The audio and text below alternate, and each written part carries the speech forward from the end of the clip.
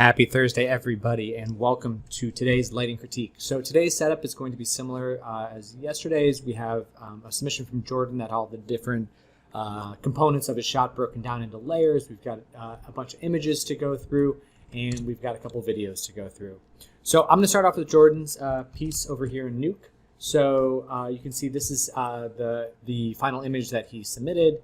He's got all of his individual components, the key light, fill light, the actual flame itself, a rim light, and some reflection passes coming in as well. So the biggest thing that I wanted to do when I first looked at this was I was like, okay, it's set up pretty well. Nothing standing out to me, but one of the things I was like his fill side just looks like dingy, especially in this region here. And also, I think the key light can come up a little bit. So I went ahead and did that first. So I was like, okay, key light, let's push it just a little bit further. And as the key light comes up, you know that the bounce light can come up as well. So I lifted that too, because you're kind of stuck. When you've got warm tone characters, you're kind of stuck in no man's land with a cool light. You can either neutralize it and make it less saturated. Let me see if I can just demonstrate that.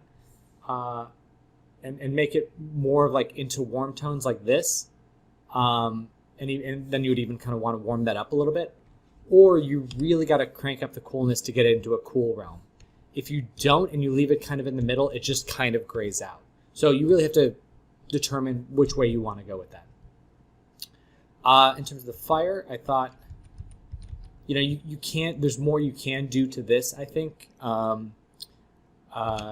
can glow it like crazy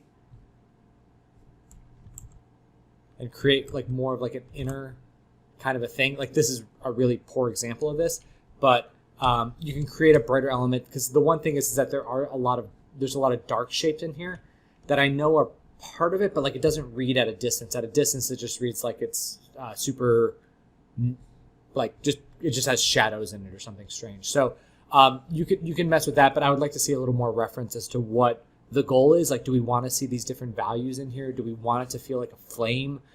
Is it more of a floating gem? Like, just a little more clarity on that, so I can help you determine that look. Now the rim light. So this is it added in. So one thing about the rim light is usually you just have it like it actually looks pretty good on the environment here because it's adding some specular highlights, which is nice. But usually for the rim light, you want to isolate that to just the character. And with the rim light, like, do you see how you have kind of a few like brighter patches? For me, I would wrap it around just a little bit more, just to get a little more kiss around the edge of them, and so that we're not picking up those super highlights. And so, okay, so we've got that in there. And what I did with that was I went ahead and pushed the value of it even cooler. Because again, to match this kind of cool idea, because right now, again, I feel like it's living a little bit in no man's land. So just determining if that light's on the warmer side or the cooler side. So I just to demonstrate it, I pushed it a little bit cooler, adding a little eye reflection in there. And then, so something about this that I thought was interesting was when I brought this in, do you see how the eye reflections don't quite line up? And even when, actually, they were like, yeah. And so I just nudged them down a little bit. And even when I did that, though, you've got kind of an offset here, right? There's like this one here and then this one over here, which I know is totally difficult in the render, because then it's like the position of the eyes, because the animator will generally pose the eyes based on what looks best in the still, but not necessarily having them lined up. So if you look at them straight on, they actually look a little cross-eyed. So all I did instead was, you can see I just made a couple of little, these are just radials. And then I add a little color to them, and I glowed them up a little bit. And so now instead of this, I'm going to plug this in. And let's see.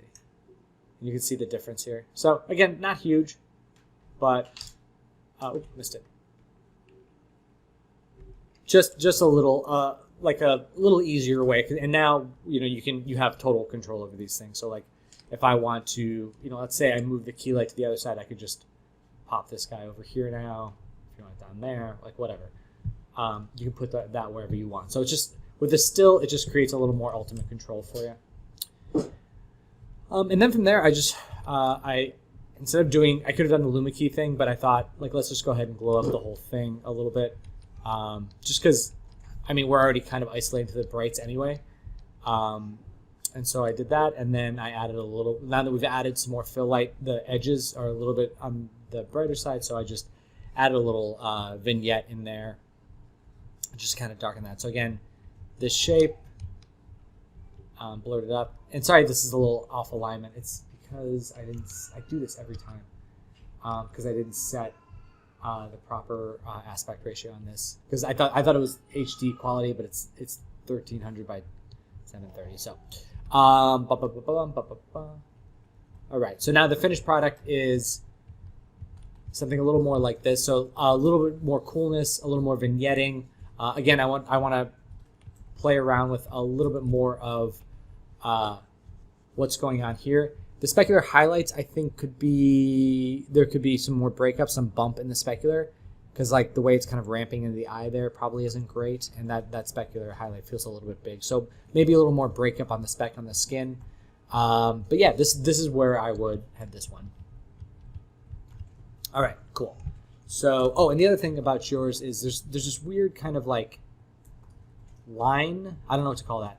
But just look into that, because I don't think that's intended to be there. Maybe I'm wrong. All right, so let's hop over into these videos here. So for Dani, okay, so there was something I was looking at this, and I couldn't quite figure out why the house doesn't feel like it's in sunlight, and I nailed it. So do you see how, like, these, I'm assuming, are like white frosting, like all of these components, as well as the white fence? But all of them are grayed out and almost like brown. So I think you should, in like all of this stuff, everything that's white should be bright, like it's in sunlight, and you should really feel that brightness. It should be the brightest thing in the image. So I would really work on brightening up those elements, because I think that'll help out a lot. And then the other thing that I thought was, again, if you can get some reflection in the window, probably still working on that. And then adding some aerial perspective, some atmospheric fall off. You'll see this. I did this in the course. You can check it out. But look at your reference, because again, there's really, really heavy atmospherics back there. Because all I'm seeing is like this tree's just getting dark back there, and we want to keep that. And same thing with this one back over here. They're just like getting dark in the distance, like they're losing the sunlight, but we're not actually feeling the aerial perspective falling off back there. So I would check in on that. These are still a little glowy in here, so just keep your eye on those guys. They should definitely be in shadow. Okay, and then cat. So fade in. The one thing, it starts off fast. Like I would slow down the camera coming in, because it comes in like, and then it slows down through this. Let me swing around.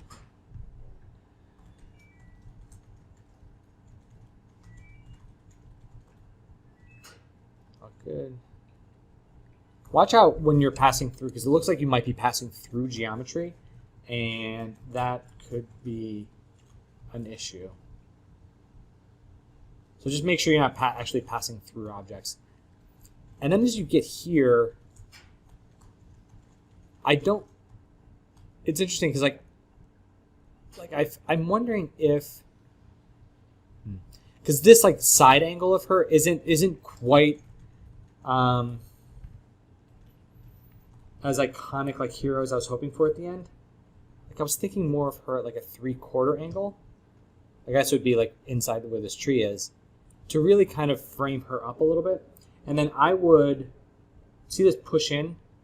I would eliminate that. So and also,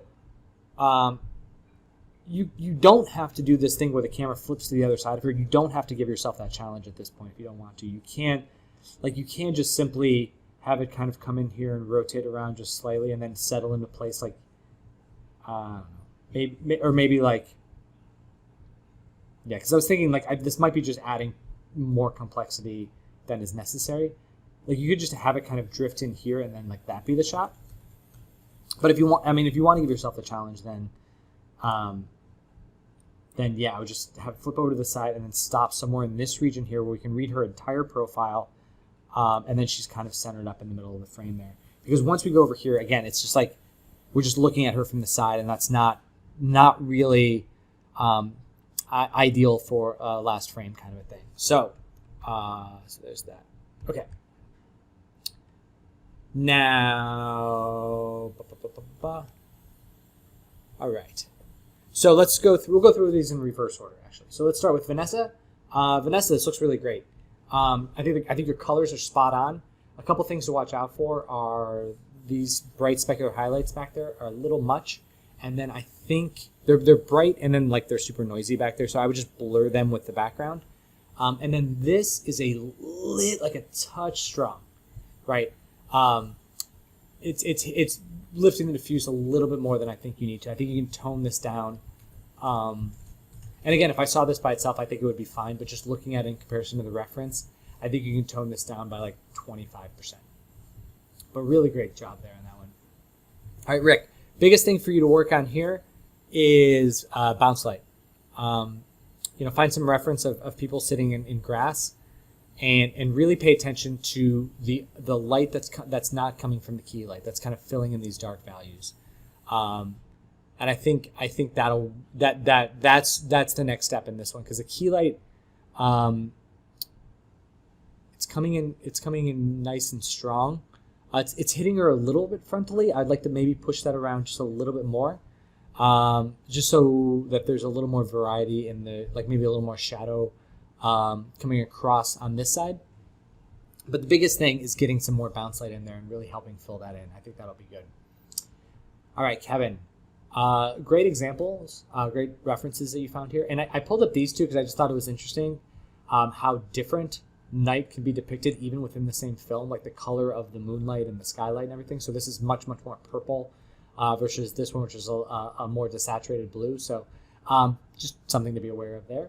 And with this one, I think it's a really nice balance between the warmth and the cool, and you're doing a good job of balancing that. I think the one thing that you want to do is determine which is your dominant light, because right now, like this feels, this and this are kind of occupying the same amount of value. This one might be a little bit brighter, but you really kind of want to push one as your main light source. Like in here, this is like the warm light bouncing up on them is definitely the main light source.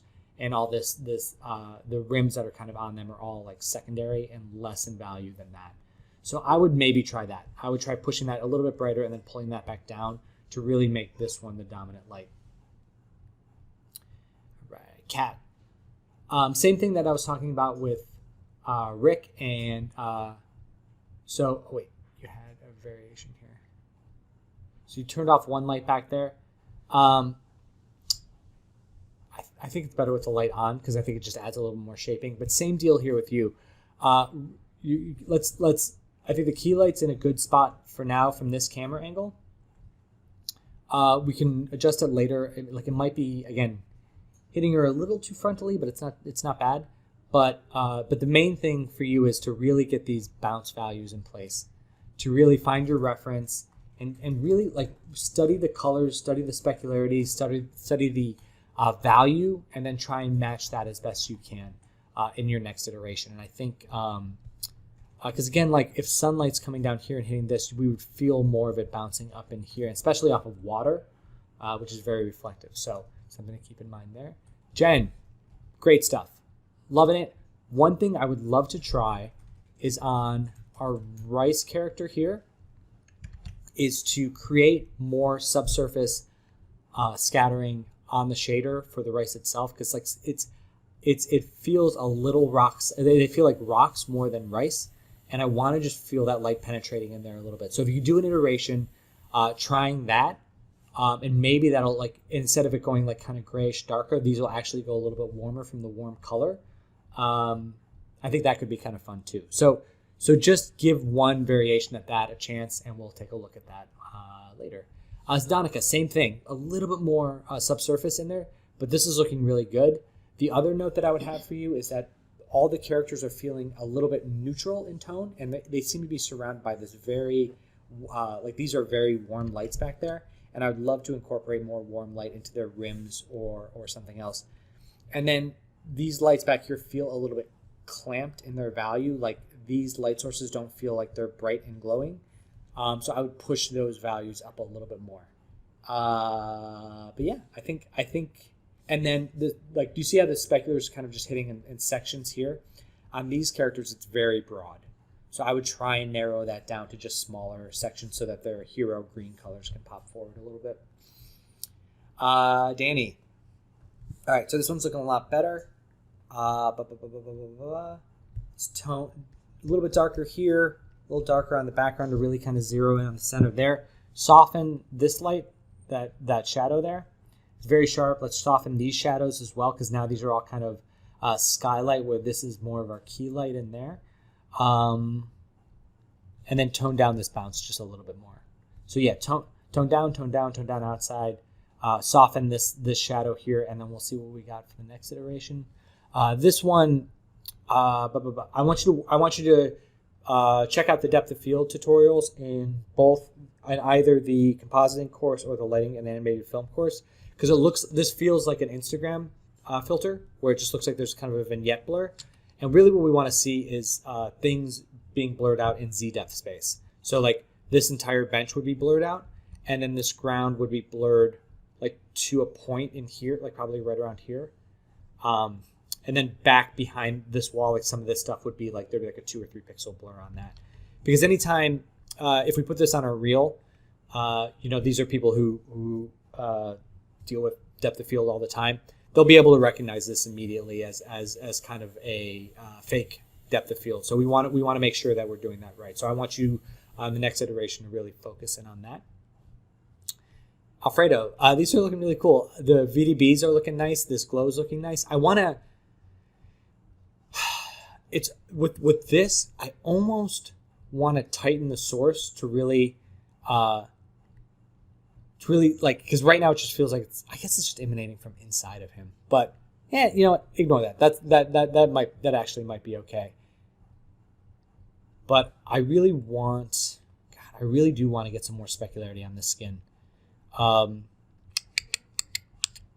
Yeah, I think you can push some more. Like you see how you got some here in the darker values. Let's try and get a little bit more around that value, up around here on the top, and especially in his head, and especially like on his teeth.